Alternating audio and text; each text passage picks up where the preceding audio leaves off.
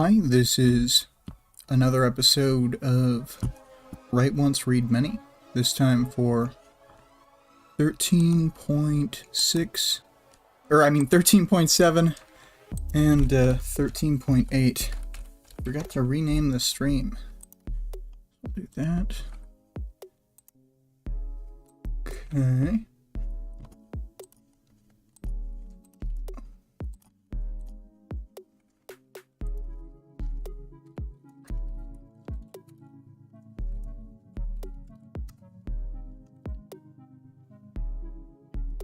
Alright, so, with that done, looks like Greg is here.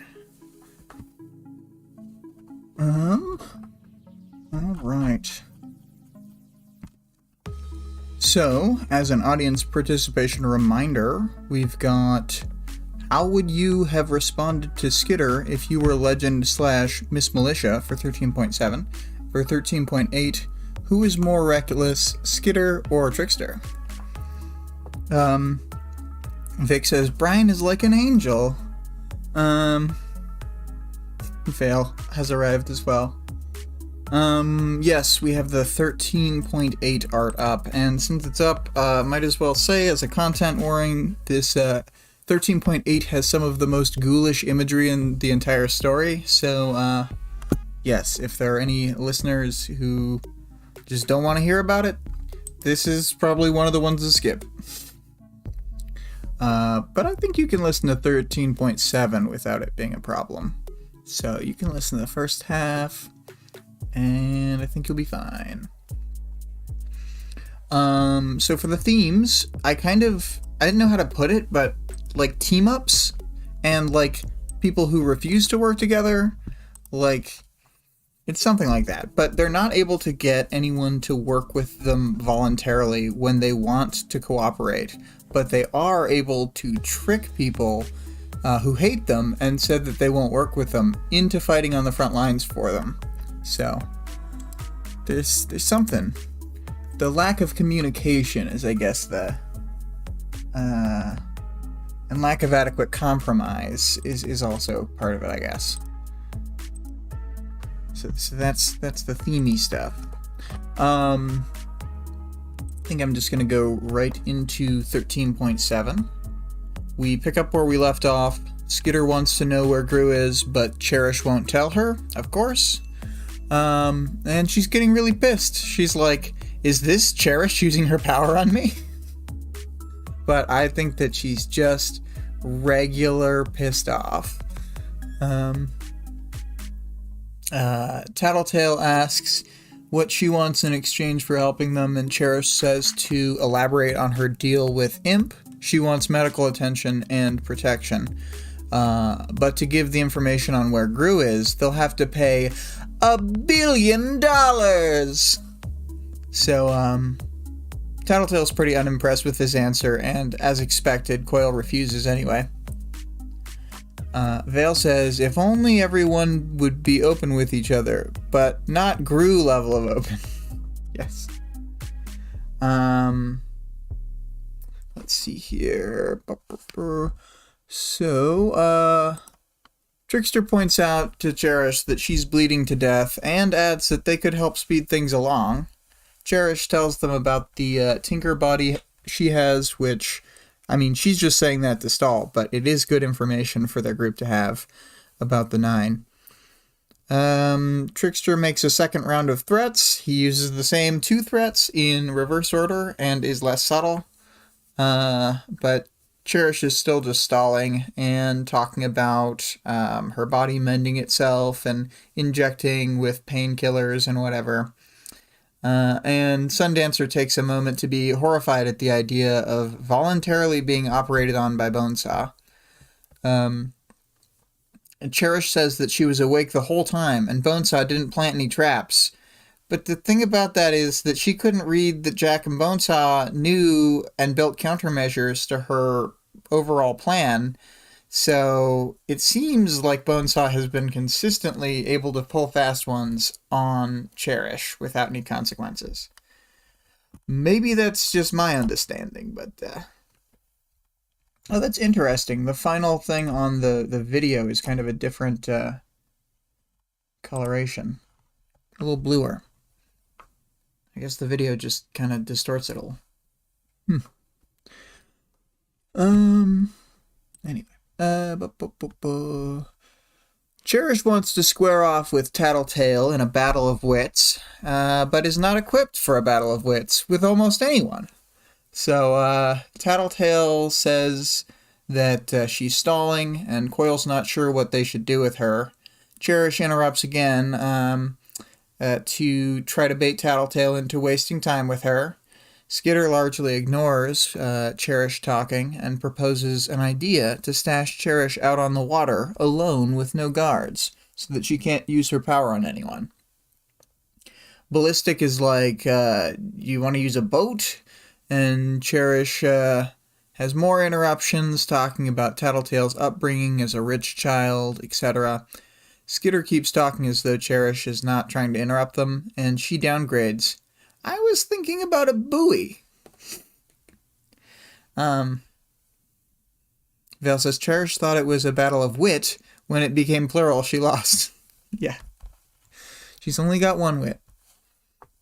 Sundancer brings up the idea that a boat might pass, and Skitter says that after Leviathan attacked, then ships can't dock here, so there's almost no boats in the water because of this. Coil says they'll give her some medical care and then ship her off to the water. Cherish is still trying to get Tattletale, trying to get this beef going with Tattletale, and she asks why she would leave home if she was so well off as a child. Coil sends someone to bring Pitter. He's growing impatient with Cherish talking and wants to drug her right away. The soldier who leaves to get Pitter winks at Tattletale. It's Fish. He's not in Tattletale's crew, but she's clearly making inroads with the mercenaries and so forth. Cherish says that drugging her would be a mistake because they need her info, and Coil sets Tattletale on her. Your method of communication with Imp. You're planning on meeting her? Afternoon? Evening? As if I'm... Late afternoon, thanks. What? What time in the afternoon? 4? 5? 6? 6 o'clock, there we go. Where? Upper end of town or downtown? I'm not saying anything. You're telling me everything. So, Cherish starts trying to stay perfectly still to avoid giving any more tells, but Tattletale keeps going. She gets a bit more information, then says that Cherish has no cards left. But Tattletale suddenly warns the group that Cherish might do something to try and get them to kill her so that they don't turn her over to the Nine.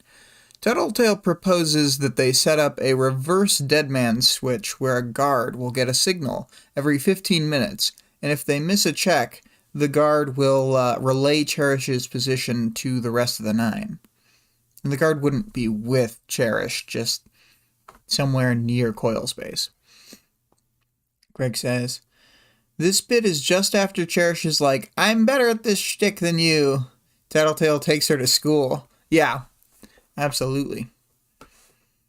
Tattletale asks Trickster if he thinks Oliver could handle the task, and says that, and Trickster says that he'll get Oliver working on it, figuring out a way to send the info to the Nine without putting the messenger in danger. So, Cherish tries to bait Trickster. Scared little boy, pretending to be a leader. Skitter asks to get her out of earshot, and Coil orders his people to move her into another room. No point! I'll know what you're talking about. Can't keep secrets from me. But, and then Skitter's just like, but you won't be sidetracking us. I just think it's funny how, like, dumb and petty Cherish is. He's like, you can't stop me! Switching targets once again in her wild attempts, Cherish starts to go in on Skitter.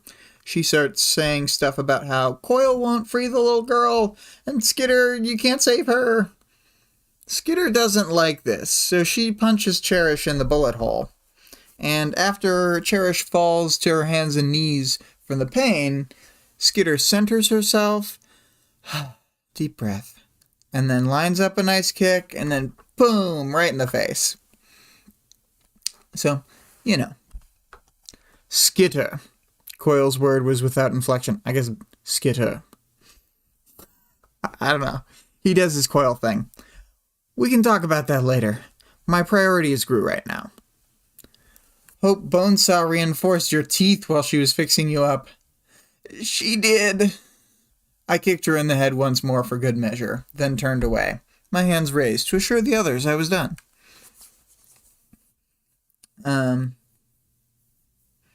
Punches her in the bullet hole, and that's not a euphemism? Yeah, yep. Yep, Greg. These things happen. But I do find it incredibly funny, the, like, second kick to the face, then turns around like, I'm not doing anything. Coil decides it's a good time to send her away, let's see here. As she's being dragged away, she yells, "Your boss is screwing you! All of you! You have no idea how badly! You're cogs in his machine, and he's only steps away from pulling it all together! Get rid of the 9, stage the final play with everyone in their proper spots, but then he doesn't need you anymore!" Sowing seeds of dissension in the ranks. Nothing more. Right. She could be lying. She is. Mostly. I find this, like, set of dialogue incredibly funny. It's like one of those places where Parahumans is just, like, always sneaking humor into, like, really dire situations that are not funny for the characters in them. Coil sends Tattletale to continue interrogating Cherish as she's getting ready to be shipped off, and the rest of the team need to come up with a plan to rescue Gru. Skitter starts having bad thoughts about what's happening to Brian right now. The Siberian eating him, Jack torturing him, Mannequin or Bonesaw doing some bad tinker thing. She thinks that the 9 might be pissed off at getting attacked, except Jack. He was into it. But she thinks that their worst impulses will be taken out on Brian. And she's not wrong. Fuck! I kept imagining uglier and uglier possibilities. Skitter says the 9 will be ready for them and they'll need help. Trickster says that the whole city made a pact against them. But Skitter wants to reach out to the heroes, and she asks Coil for the surveillance gear that Tattletale had requested. Scene transition. Trickster and Skitter have gone off alone on Skitter's plan to contact the heroes. Bitch needs to take care of her dogs, so Skitter needed Trickster for the transportation. She's contemplating Trickster and the things that Cherish had said about him. Moving to think of things from his different team members, like the way that Sundancer had talked way back in Arc 5, and then the way that Genesis had reacted in Chapter 13.5 when Skitter told her that Regent and the rest of her team had arrived. And then she considers things like how ruthless Trickster is, and whenever I see the word ruthless now, I think of Penny Parker going, "Ruthless!" in Into the Spider-Verse, because, you know, my brain is trapped in Spider-Man. And despite Trickster having the least deadly power on their team, he is the most ruthless, so she's thinking about that aspect. And she's trying to think if she should ask him about anything, but she manages to just keep her mouth shut, which is probably good. Vale says, when we were listening to the chapter earlier, I had a mental image of Skitter having her swarm clone do anime touch index fingers together while looking away shyly when she asks for help. Oh my god. I think that would have turned the conversation. Yeah, she should have known that if she had been a little more anime. I mean, she thinks of anime one chapter too late. Let's see here. They've been walking upstairs and exit onto the 5th floor through an abandoned building full of trash. They try a few doors that are locked, and then Trickster just starts to use his power to remove the lock wholesale from the door. And then they get inside and set up at the window so they can see the area below.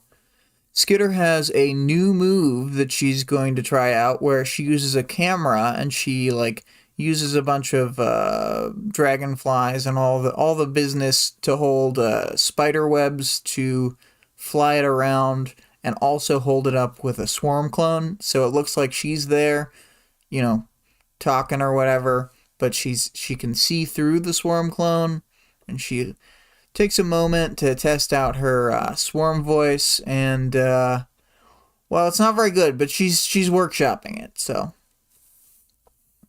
Greg says, I wouldn't want to help anyway, Babaka. Or wouldn't want the help.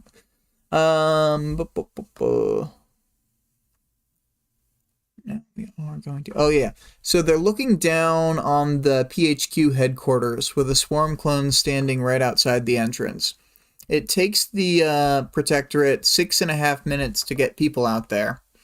Skitter's worried about the slow response time, but I think they were probably both mustering forces and trying to determine if this was a trap by the 9 in some way before making any moves. And 9 heroes show up to meet her, including Miss Militia, Legend, and 3 of Legend's subordinates that Skitter doesn't recognize. Skitter and Trickster put in the headphones that they have to hear what's happening at the swarm clone. Miss Militia asks if Skitter...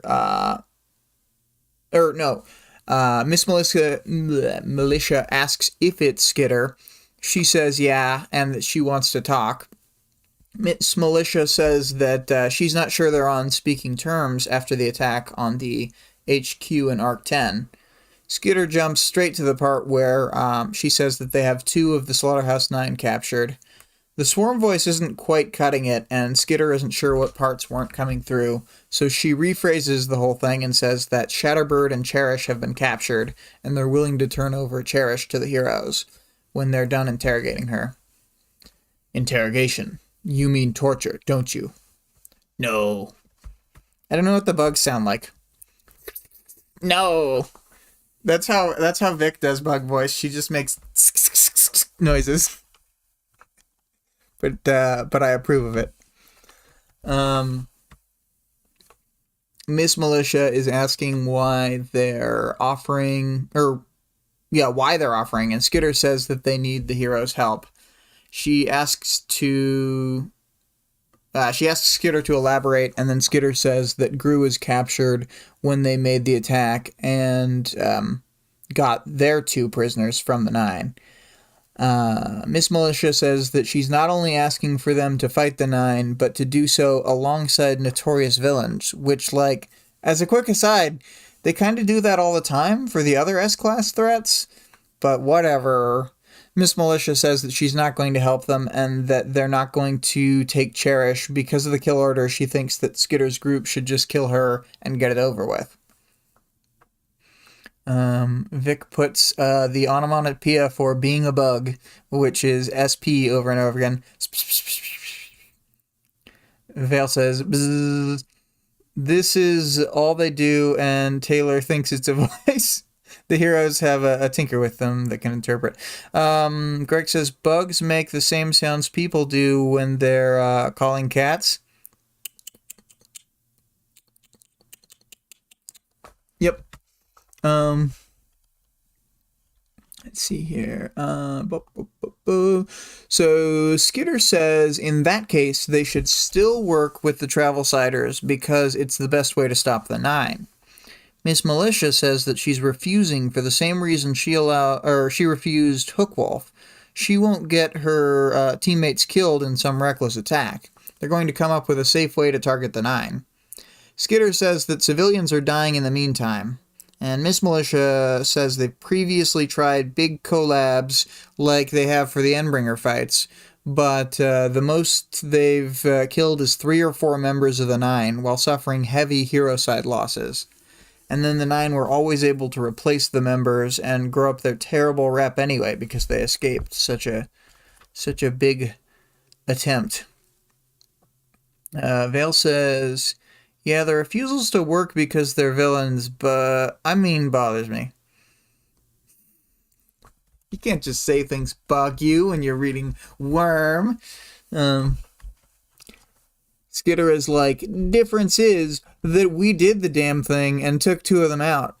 And she thinks the only way to play this is to try and catch the Nine off guard with powers they're not expecting to be in play, as well as novel power interactions. Calculated recklessness. We can handle that on our own, with more calculation and less recklessness. Skitter says that Jack studied the local parahumans before they arrived, so anyone on the scene for more than 3 months, he's going to know all the public information about their powers, etc. Then she moves to say that they need to work together to pull this off. Miss Militia doesn't want to put their lives in the Travel-Siders' hands. Skitter counters that it would be mutual and that they'd be relying on the heroes. Legend asks Skitter who she is and says that he can't get a read on her motivations. Skitter says that her teammate was captured by the Nine and they're also probably killing civilians right now, so this is wasting time. Legend tells her that if they teamed up, he would need to know who he's allying with. Skitter humors him, trying to move things along. Legend says they've talked with people in her territory, and brings up the confrontation at the hospital at the end of the Leviathan fight, and he asks again for her motives. There's someone specific I want to help. If I can improve the lives of others at the same time, then all the better.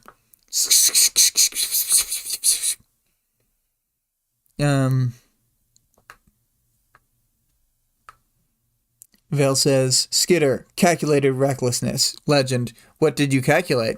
Skitter, recklessness. and Vic laughed at that. A little XD. So where do you stand then? Where do you see yourself in the terms of the sliding scale of good and evil, heroes and villains? Skitter almost laughs because of how naive a question that sounds to her.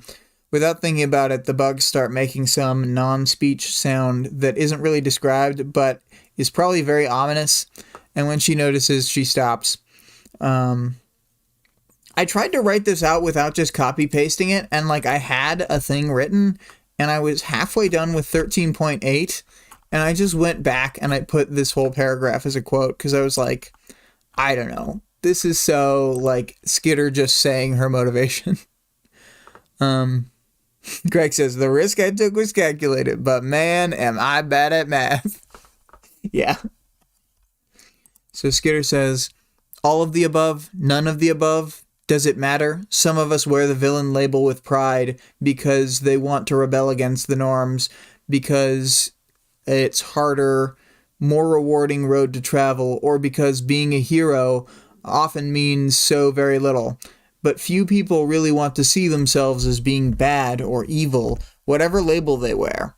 I've done things I regret. I've done things I'm proud of. And I've walked the roads in between. The sliding scale is a fantasy. There's no simple answers. Vale says, I love the bug laughter bit. How completely villainous it is, and she is just trying to giggle. She's not even trying to giggle. She's attempting to not laugh.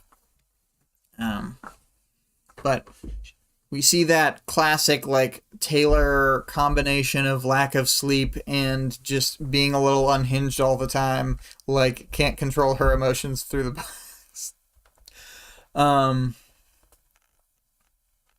I love Taylor.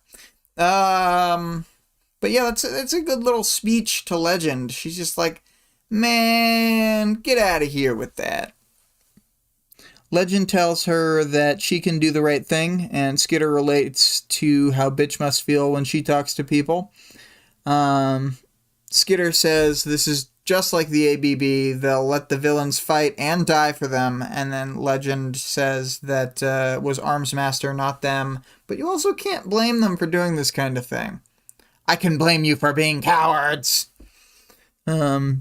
If only she was there to say cowards with her growly 90s hero voice.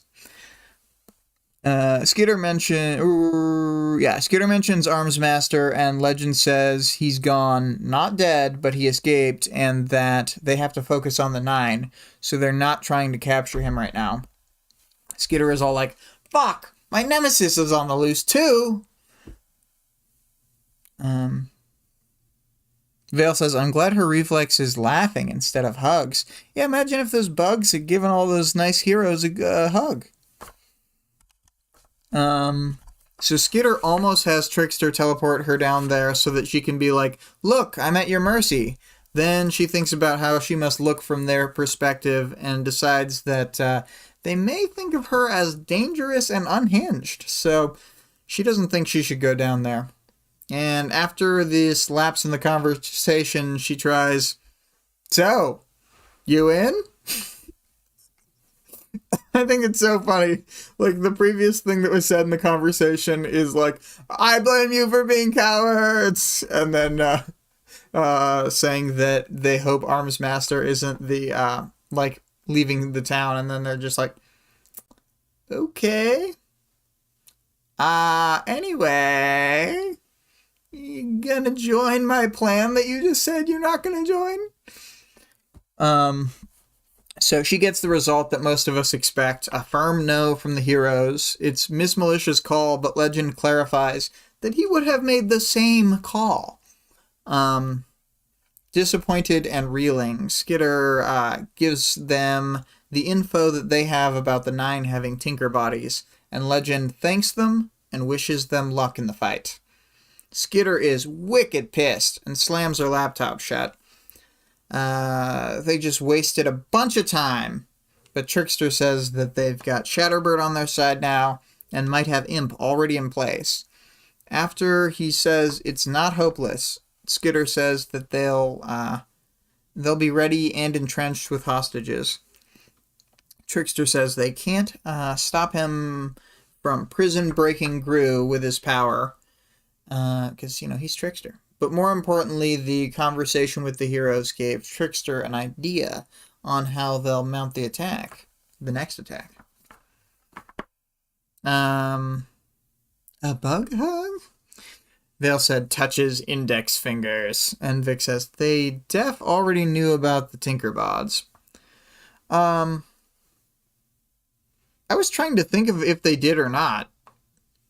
Like, Taylor didn't know about them until Cherish said something in the previous chapter.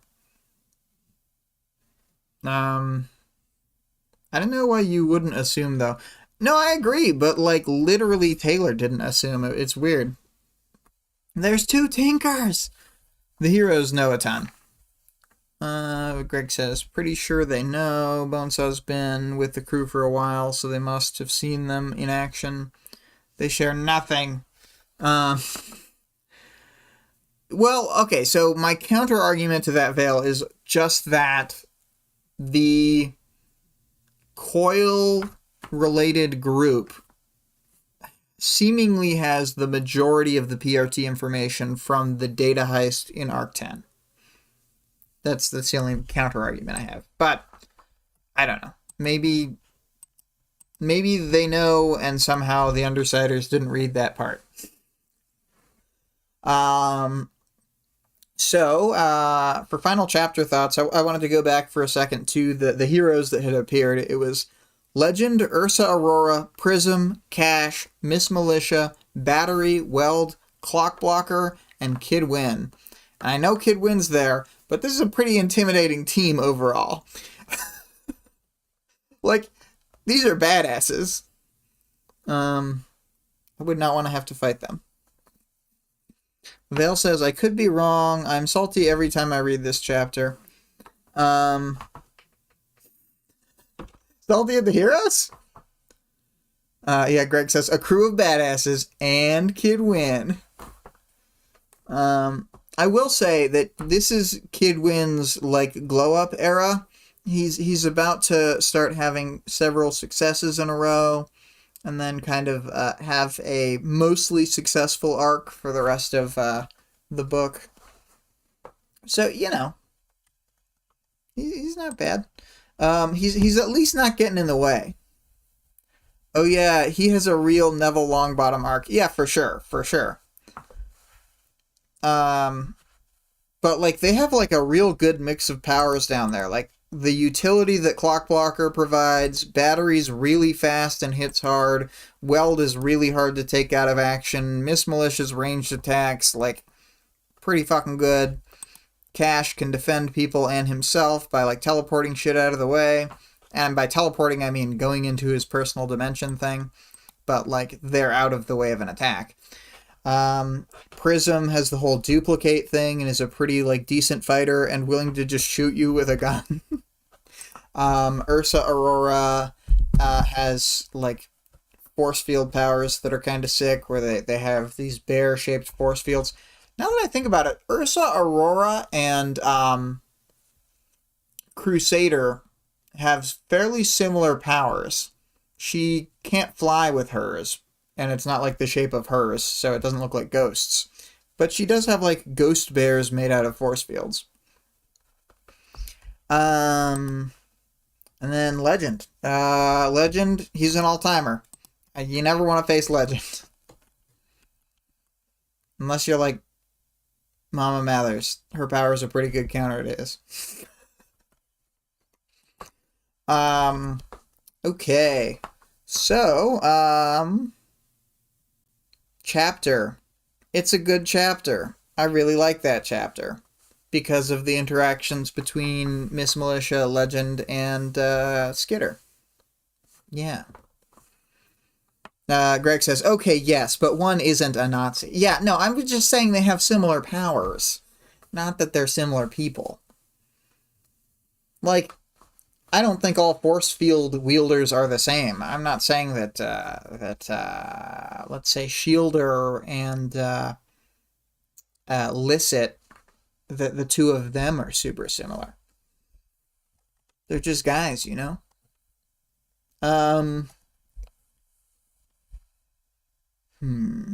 I guess I don't have a whole lot more to say about that chapter than I had already said while reading through it.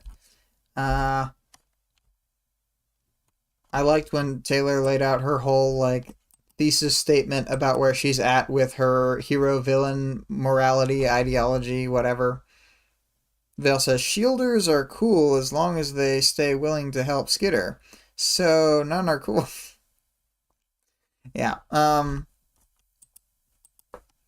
well, moving on to 13.8. So, they're all in 3 trucks on the way to Dolltown. They're enacting Trickster's plan to attack the 9.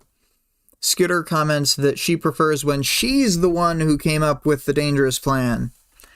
And Trickster reminds her that she keeps on talking about calculated recklessness. She says keeping the chaos to a minimum is part of that. Not really possible with a plan that relies on creating chaos as a diversion, like right from the start. Skitter thinks about feeling slightly comforted by the fact that Tattletale is going with them on this mission. Skitter apologizes to Trickster and more or less thanks him for coming along, and as far as she can thank anyone. Trickster says that they're all in this together, which is like, it's kind of weird. He like kind of flips on this later. I don't want to future focus too much, but at this point in the story, I thought that he was really like that he had a lot more camaraderie with the Undersiders. Maybe it was just an act or something. I don't know. But it seems odd later. So, Trickster starts smoking to calm down. Sundancer is fidgeting constantly, keeps realizing she's doing it, stopping, and then starting a new little thing. Tattletale is observing people, and Skitter is also doing that, but due to lack of sleep, she's kind of starting to space out, and between worrying about Brian's future, she worries about what Cherish said about Coil, then mentally reviews when they first met Coil and Trickster in the limo. She tries to collect herself to think about the upcoming battle, but starts thinking about anime instead, and if she should name her powered attack moves. And I mean, obviously we know her moves have names, like Spicy Bugs, Swarm Voice, Swarm Clone,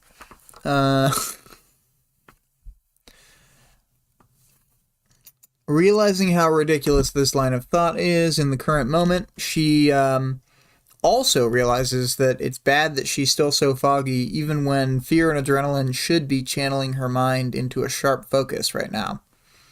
She's been constantly alert, trying to stay battle ready for days now, and only getting 5 hours or less of sleep each night since the 9 got here.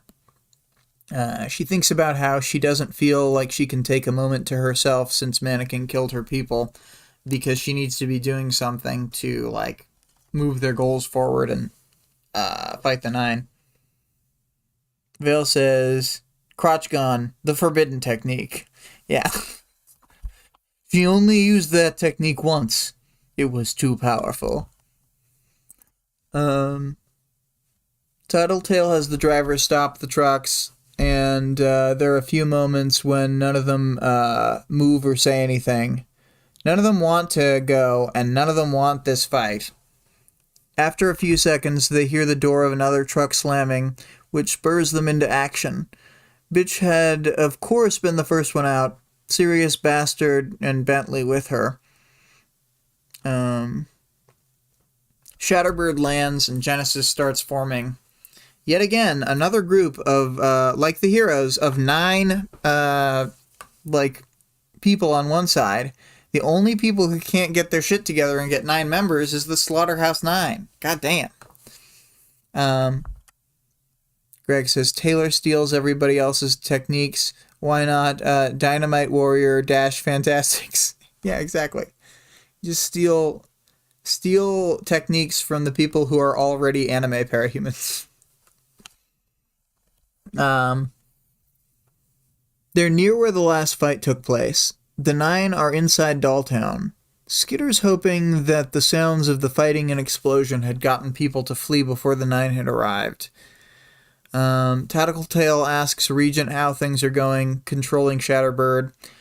He says that her power is hard to use because it's not physical, and that his control isn't as good because of her being a control freak and really pissed off all the time. So Skitter's concerned that he'll lose control. He says there's always a chance of that happening, but if he's close to her, it should be alright. No tension at the possible sudden turn of fortune after that convincing statement from Regent. Greg says, Taylor steals every... Oh, no, I've already read that. I'm being silly.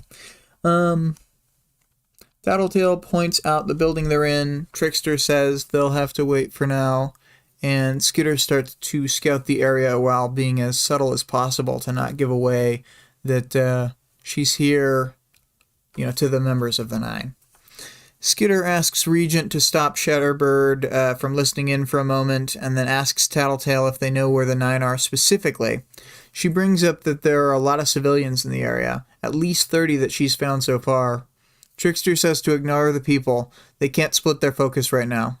Skitter says that she'll tell them to run and give them a good chance. Trickster argues that if any of the members of the 9 notice, then Groot dies for it. Regent nods in agreement.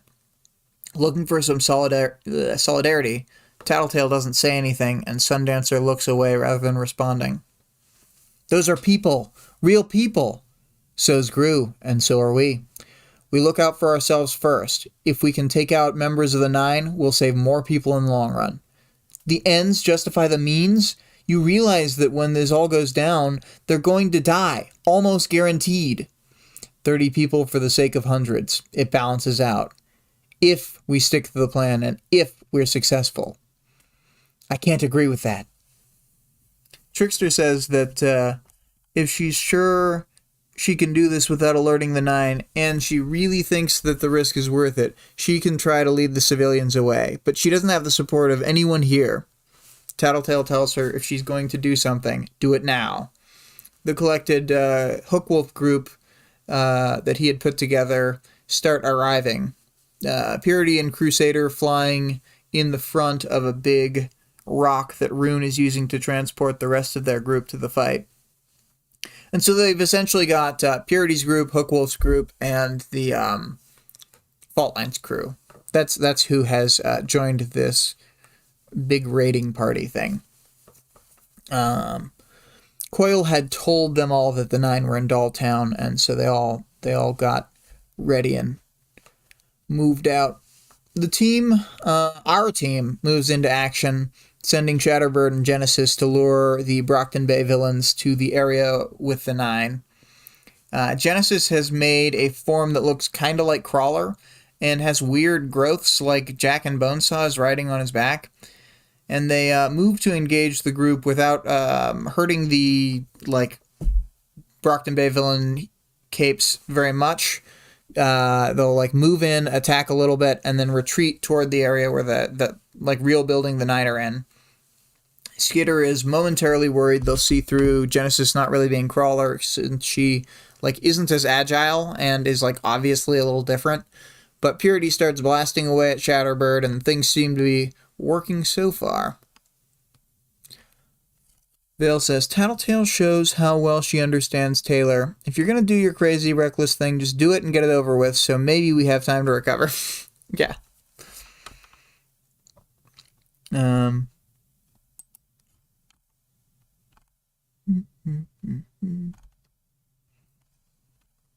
So, Hookwolf's group is hoping to overwhelm the Nine with sheer firepower, but the Travelsiders want to bait the fight into happening without Purity leveling the building that Gru's being held in. As the Nine get distracted by the rumblings of the fight outside, Skitter makes her move, and when she tells the group that she's, doing it, leading the civilians away, then she gets a deafening silence in return.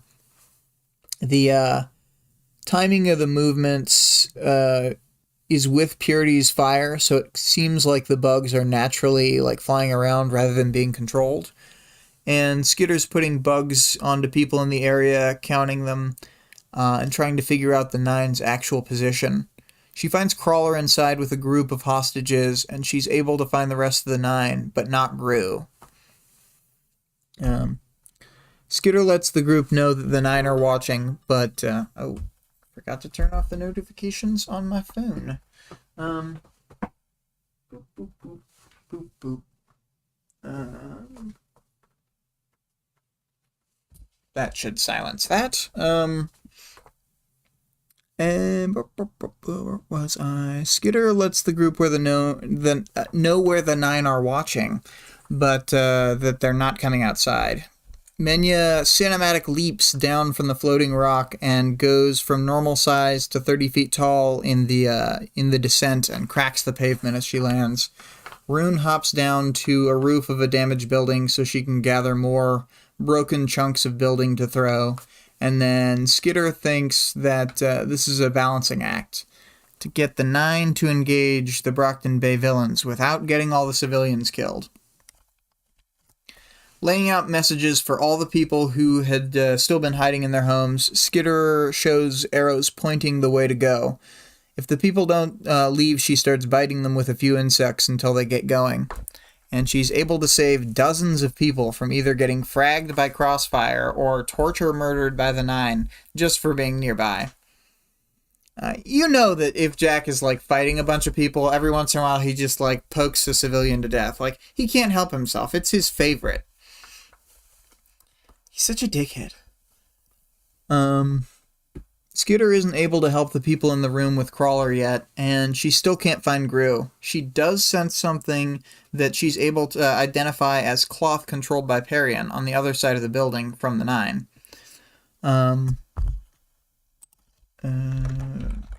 Then when Skitter says that she can't find him, Tattletale says she's sure he's in there.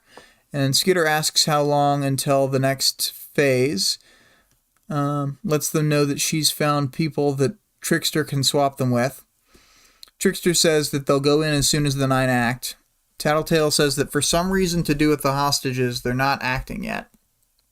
Skitter tries to talk to Regent, and he says not to distract him. It's really hard to keep controlling Shatterbird and dodge the amount of ranged attacks coming at her.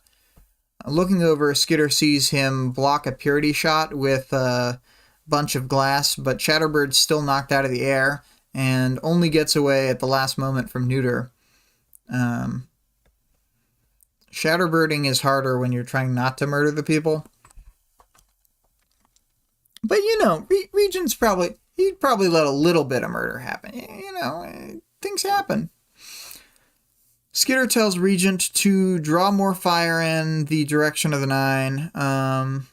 He snaps at her, but does what she asks for, and some stray blasts from Purity hit the building that the 9 are in near-ish to where they're watching the battle from. Crawler gets up and says something that Skitter can't figure out through the bugs. The hostages start to run away.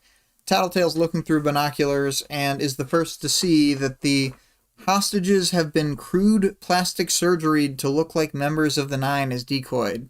This is the first of the 2 things that happen in this chapter that really dwarf a lot of the other bad things that happen in the story. Like half or more of the top tier bad things that happen in this book are directly the actions of Bonesaw. The 9 were moving out with the group of decoys near the rear of the group. Crawler charges out, crushing a few of the decoys as he goes. And then at the back of the group, Skitter can see the real burn scar, Jack, Siberian, and Mannequin. Skitter lets the group know that Bonesaw's not leaving and points out the civilians that she had sensed earlier who were still in the building. Trickster uses binoculars and teleports Skitter, Tattletale, Sundancer, Ballistic, and himself inside. Skitter notes instantly that the inside of the building smells like death. Skitter's suspicious at first as to why Trickster didn't bring Bitch and the dogs, asking if she's supposed to cover the retreat or something. He tells her that Bonesaw is still here, so they can't have the noise of the dogs. She's fine with this answer and leads the way to the places the bugs couldn't check. Skitter is still kind of distracted, like, what is this all for? Like, what's the point of all the things that the Slaughterhouse 9 do, and all this, like, all the bad things. Why do bad things happen?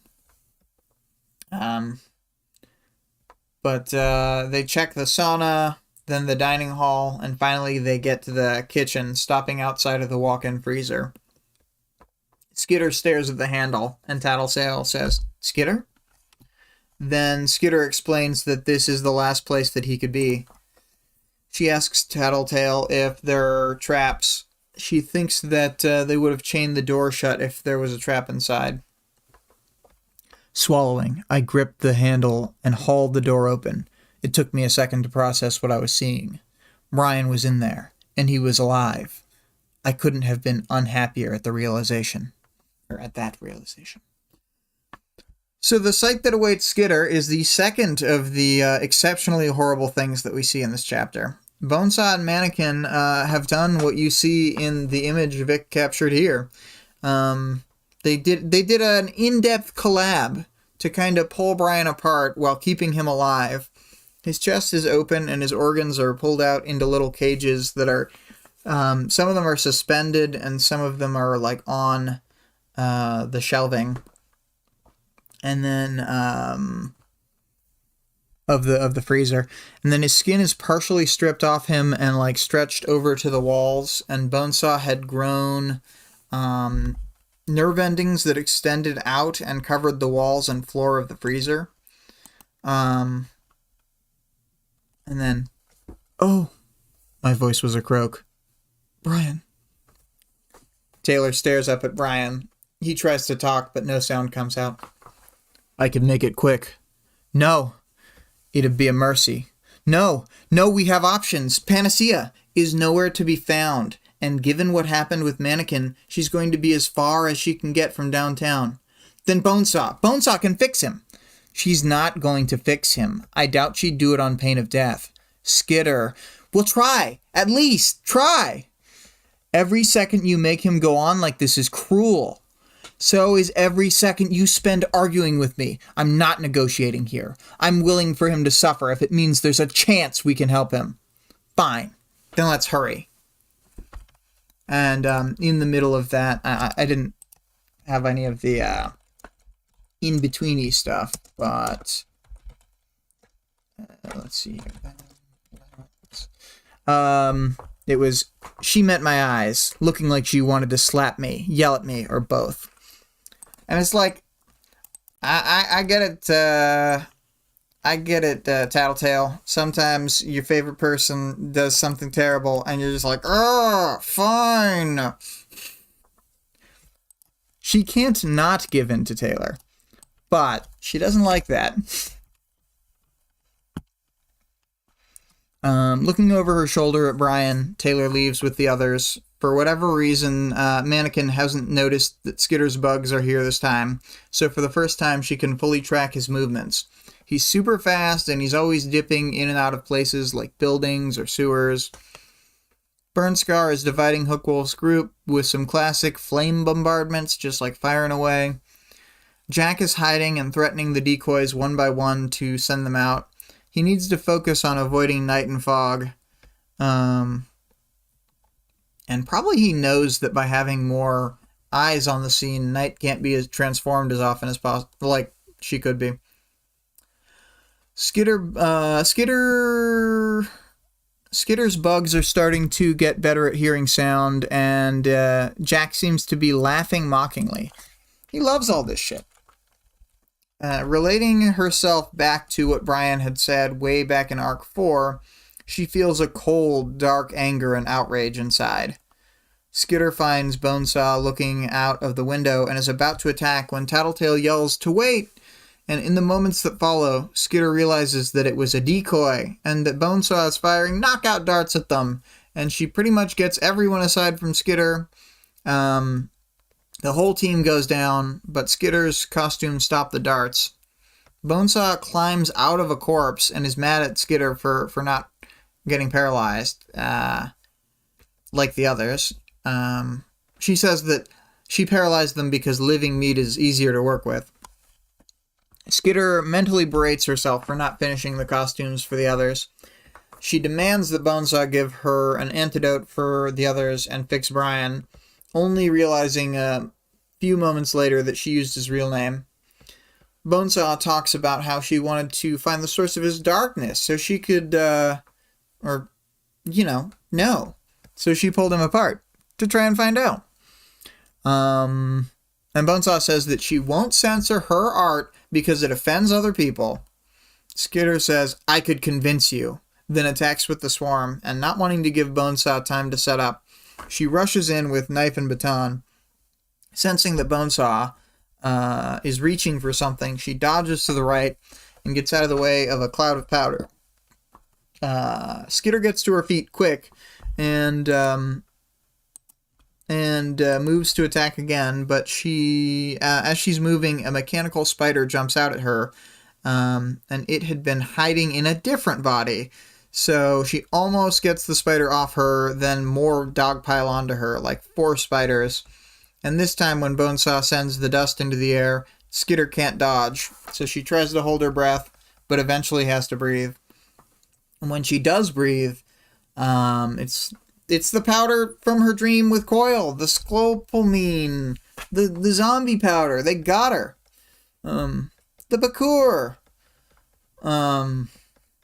By this point, Bonesaw is deploying an aerosol to kill the bugs around her, so she's pretty safe from Skitter's remaining options.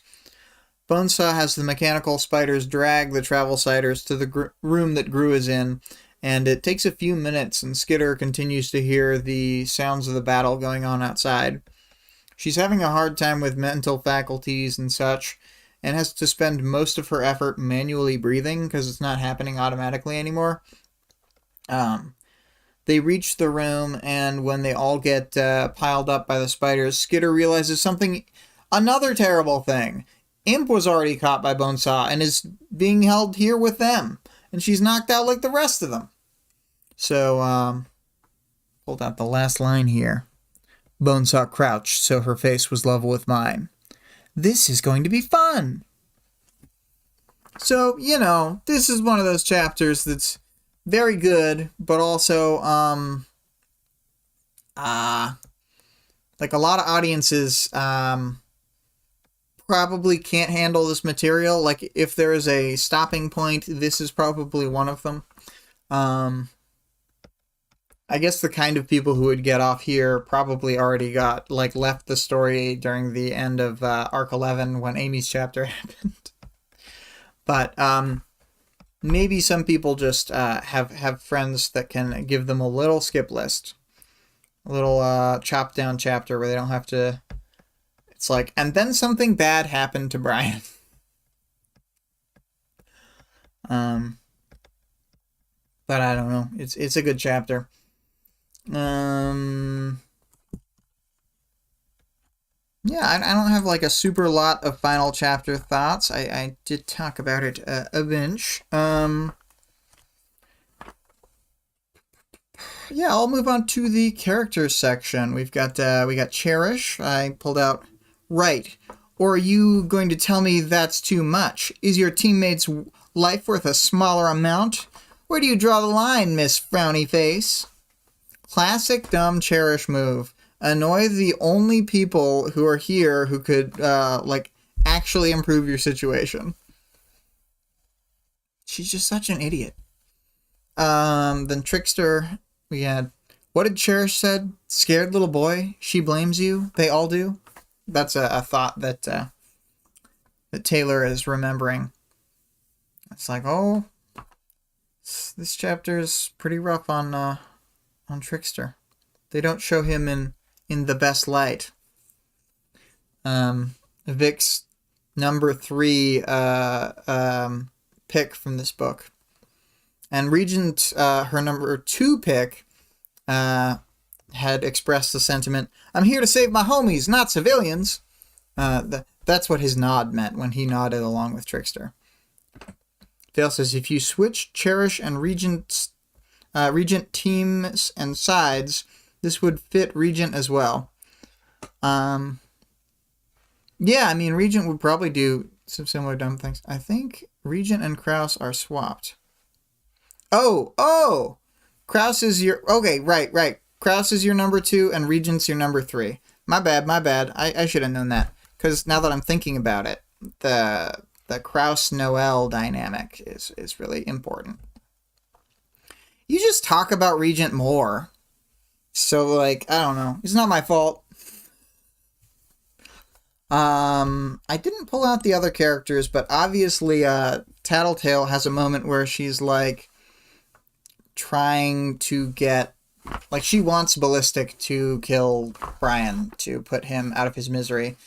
And, yeah, she has it's a whole thing when she agrees to let Taylor have her way.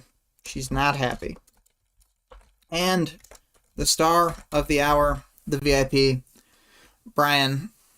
This is like one of those fates worse than death that like you can be killed out of, but like it's still really bad. Vic says Regent is funnier to talk about. Vale says, but Regent would have been funny with his retorts. Yeah. If you swapped him and Cherish, yeah, I think that he would have been funny, whereas Cherish was just kind of annoying and bad at what she was trying to do. Like, that's the thing, is like I kind of get what she was trying to do, but like I don't think that she was successful at all.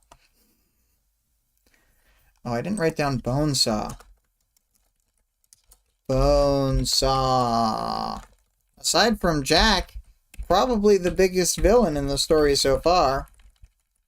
Maybe the biggest, maybe she outstrips Jack, but I think that Jack wins regardless because he made Bonesaw into a villain and continues to reinforce the things that she does.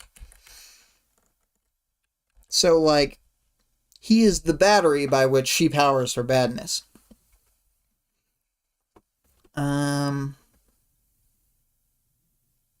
and I guess I didn't talk about Jack.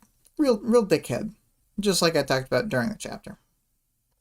Moving on to powers, knowledge, and world building. I pulled out a few quotes here. We had, Bonesaw gave me the works. Mesh sheaths for every major artery and organ, wire reinforcement for my skeleton, and it's not going to kill me anytime soon.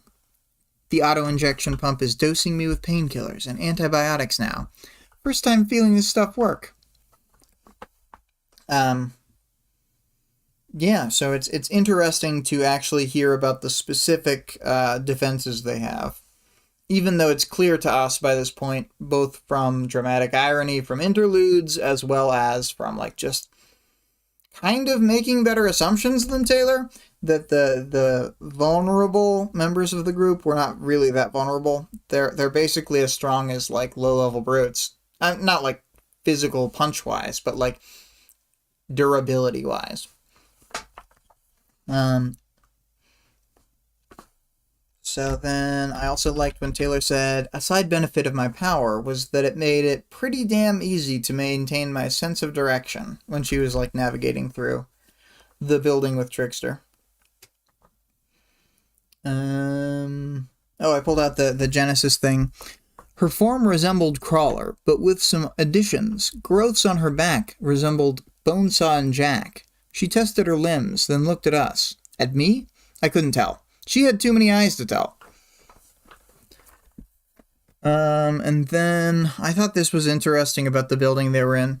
Worn and damaged posters and flyers referred to yoga and Pilates classes. Makeshift signs and notices had been raised since the building had been used for the rich person exercise classes. These were more pragmatic, detailing chore schedules, contact information, and watch rotations. So yeah, and just generally as far as world building goes, I mean, I think this chapter is another chapter to lay out, like, fate's worse than death, along with stuff we've previously seen to be like, I don't know, it's like, in my opinion, it's a similar feeling to when the Leviathan attack happened and you see so many capes die so quickly. It's like, this feels like an upping of the stakes, even though we kind of knew that this was kind of thing was, like, on the table, theoretically. Anyway. But, I think I'm ready for the audience participation. It looks like we have a couple answers here. I don't know if Vic wants to dash in and try and get an answer before we finish all these, but the 13.7 question was answered by Vale. And to remind the questions again, 13.7 was, how would you have responded to Skitter if you were Legend/Miss Militia? And 13.8, who is more reckless, Skitter or Trickster? So, Vale says, for 13.7, if I had full authority, I would have already declared a full alliance exactly like was done with the ABB earlier. This is the exact same situation, only worse. Find a way, don't allow the villain teams to negotiate and argue terms, just lay down the law. It was something like, Endbringer rules in place, nobody does anything to advance personal agendas except as completely necessary. Agree to this and we work together, or do not enter the field until it's done, go hide. The initial meeting was the problem and just continues as heroes try to advance their agendas in this conversation. That's a pretty good answer. The answer from Vale for 13.8 is Skitter. How is any competition of qualities between any character and Skitter answerable as anyone except Skitter? Skitter wins. If Trickster showed any indication that he could actually be more reckless than Skitter, she would notice it, realize it was him bullying her by being a better reckless leader, and then she would take over another small city to the side just to prove the point. Another good answer by Vale. Greg's answer for 13.7 says, 2 things. First, I would have pushed the kill, cherish, do it now angle harder. Yeah, Greg's a very Palpatine-esque figure. Kill her. Do it now. She's too dangerous to leave alive, highly unreliable, and if she falls back into Jack/Bonesaw's hands, it's a disaster. Better to take her off the board and attempt to rescue your teammate with the game simplified. I wholeheartedly agree. I have always felt that way. Like, they interact with Cherish more, and they kind of get something out of it, but, like, the risk was so high, and they had no idea that they would get a reward out of it. You know? But maybe they were trying to bait out more information, or they thought that there was something by doing the whole reverse dead man switch thing. I don't know. But second, be willing to work with the Undersiders to take on the 9, but cover your ass by getting something out of it at the start. I'd ask for Cherish's body, dead or alive. Catching a member of the 9 is good for external PR, and internally, you've got a bunch of bonesaw enhancements for Tinkers and Thinkers to pick apart.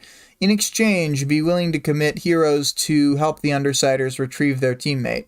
Full mobilization of the Undersiders can articulate if the Undersiders can articulate a good enough plan. Otherwise, Miss Militia and Legend as direct support, and police or other heroes on the perimeter to handle civilians fleeing the conflict. Yeah, that's a really good answer. It's like a really good plan. The answer for 13.8 is recently Skitter. Overall throughout the story, also Skitter. Taylor does not have a well-calibrated sense of self-preservation. Roasted. So, yeah, I guess that wraps up the questions. I still think Trickster's pretty reckless. I think they are at a comparable level. I'm not as far into the Skitter's the most every adjective as Vale. I think other people can represent other adjectives. Skitter doesn't get to have all the adjectives, Vale.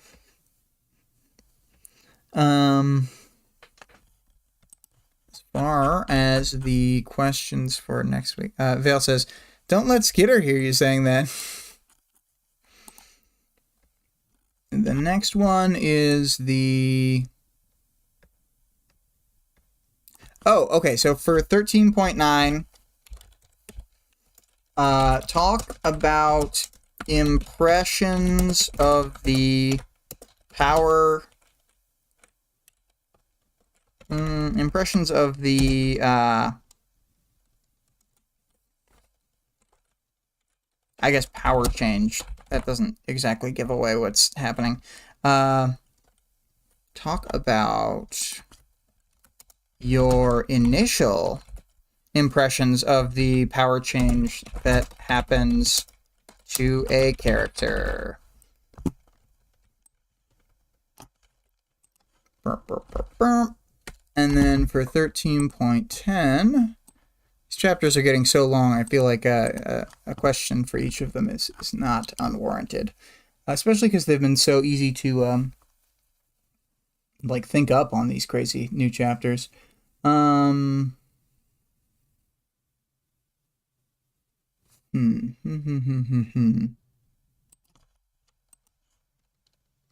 know what?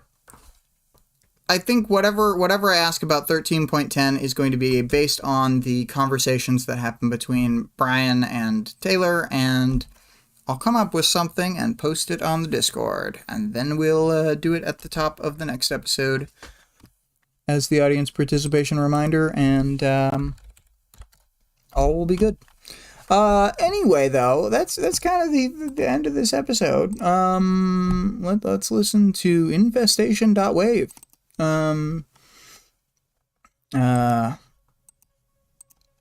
So, as always, the weekly live stream is using music by ScarlettXOX, the song Infestation, both the stream version and the original version as the outro.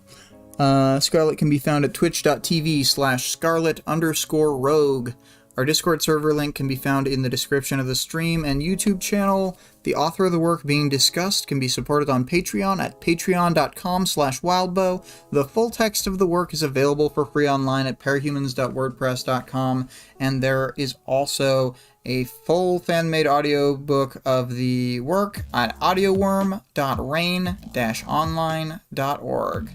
Dale says thanks, Greg says cheers, and thank all three of you for being here and chatting away. And see you guys next week.